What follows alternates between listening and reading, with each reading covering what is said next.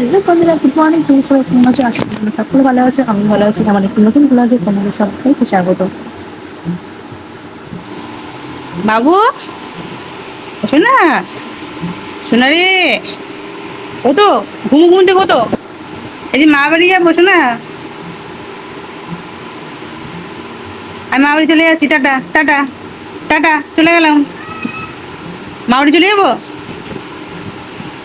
তুমি যাবে মা বাড়ি? যাবে? আমি চলে যাই, আমি চলে যাই মা বাড়ি। আছো, চলে আছো। কটা বাজে? 10টা 5। গুড মর্নিং, গুড মর্নিং, বলো গুড মর্নিং। আছো, কটা বাজে? কটা বাজে? মা বাড়ির কথা বললেই তাদের কিন্তু উঠে পড়ে। দেখো, সকালে তাড়াতাড়ি রান্না করে বেরিয়ে গিয়েছিলাম রাখি কিনতে।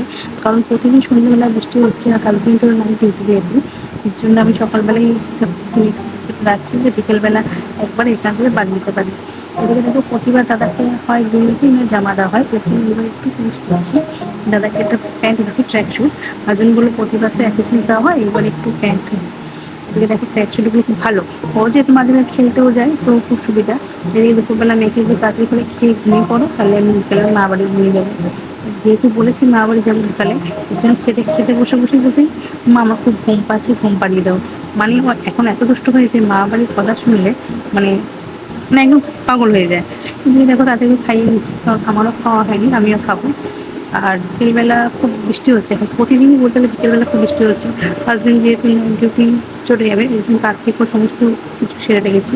এটা শনিবারের ভিডিও। আমাদের রাখিতে একদম সিম্পল হয়, মিষ্টি দই যা যা দিতে হয়, আর রাখি পরে আর প্রণাম করি। তাছাড়া টিপ দেওয়া বা এইগুলো আমাদের ছোটোবেলা এখন করে আসি। এটা আমাদের নেই কিনা জানি না, আছে কিনা জানি না, তো আমরা এইভাবেই করে আসি।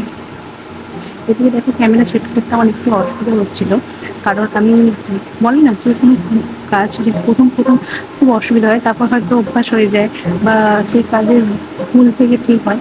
আমি যেহেতু এই প্রফেশনে নতুন, তাই আমারও ক্যামেরাটা কোথায় লাগাবো একটু একটু অসুবিধা হচ্ছে। এই জন্য বাবাকে বললাম, বাবা তুমি একটু আসো, একটু ক্যামেরা ধরে দাও। এদিকে দেখো, আমার বাবাও ক্যামেরা ধরতে পারছে না, কারণ যেহেতু আমার বাবা হিসেবে অভ্যস্ত নয়। মাঝে মাঝে বাবার ভুল হয়ে যাচ্ছে বা ক্যামেরাতে হাত চলে আসে। যাই হোক, তাড়াতাড়ি করে রাখিটা পরিয়ে নিই। দেখো তোমরা,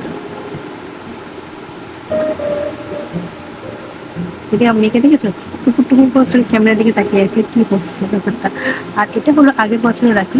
আগের বছর ওকে এটার উপর রাখি দিয়েছিলাম, তো দাদা বললো এইবার যখন রাখিটা পড়াচ্ছিস, ওইবারে রাখিটাও পরিয়ে নেই। সত্যি কথা বলতে, দাদাকে যত বছর রাখি পরে, সেই রাখিগুলো কিন্তু যত্ন করে রেখে দেয়। আর এটা আগের বারে দিয়েছিলাম উপর রাখি, এর জন্য এইবার দাদা বললো এটার সঙ্গে ওটাও পরিয়ে দেয়।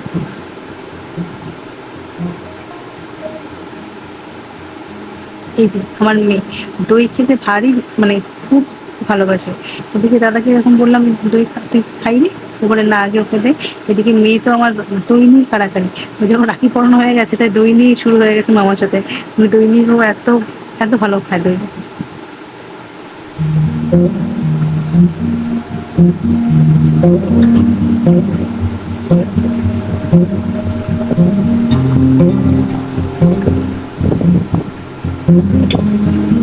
এদিকে দেখো, রাখি পরিয়ে ভুলে গেছি দাদা গিফটটা আনতে। এদিকে ডুবুলি গিফট নিয়ে এসেছি, আর আমার দাদাকে দেখো ভাগ্নের জন্য গিফট নিয়ে এসেছি। ও প্রতিবারে যখন থেকে আমার মেয়ে হয়েছে, আর সত্যি কথা বলতে, ও আমার মানে আমার মেয়ের প্রতিটা খেলনা না ওই মামাই দেয়। মানে ছোটোবেলার সমস্ত জিনিস, খেলনা বাটি ও মামার থেকে ব্যবস্থা সব কিছু আছে। এদিকে দেখো, আমাকে দাদা টাকা দিয়ে দিল। প্রতি বছরই আমাকে টাকা দেয়, আমি কোনো গিফট করি না। নিজের মতো পছন্দ মতো জামা কাপড় বা যাই হোক, নিজের কাছে ব্যবহার হোক বা জামা কাপড় কেনা হোক, কিন্তু এটাই ভালো। কোনো গিফট থেকে টাকাটাই ভালো, কারণ আমি নিজের পছন্দ মতো জিনিস কিনতে পারি। কিন্তু দেখো, খেলনাটা পেয়ে মেয়ে আমার ভারী খুশি। দাদু ভাই দাদু ভাই একটু খেলনাটা দেখি দাও। আর ওটা সেই কয়েন দিলে ডগিটা দিয়ে চলে যায়, সেই খেলাটা। কিন্তু বাবাকে কিছু কিছু পয়সা দিয়েছিল, আর কিছু পরে বাচ্চা দেবে, এর জন্য যখন আমরা ওর সামনে থাকবো তখন পয়সাটা দেওয়া হবে, আর বাকি সবার পয়সা রেখে দেওয়া হবে। এদিকে দেখো, মামাকে ভালো লেগেছে, খাইয়ে দিয়েছে। খেলাটা পেয়ে এত খুশি, জামা কাপড় ছাড়ালাম তখন বেরিয়ে যাচ্ছে, আর যেটা টপিটা বেরিয়ে আসছে, ওর ভারী মজা পেয়েছে।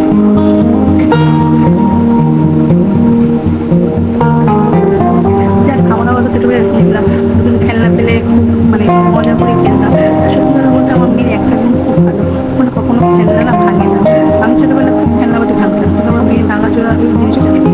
এই দেখো বিকেলবেলা বলছে মামা ঘুরতে নিয়ে চলো, মামাকে খুব চালাচ্ছে, এদিকে মামা ঘুরতে নিয়ে গেছে আর একটা সময় আইসক্রিম নিয়ে এসেছে, কারণ ওর মেয়ে আইসক্রিম খেতে ভীষণ ভালোবাসে।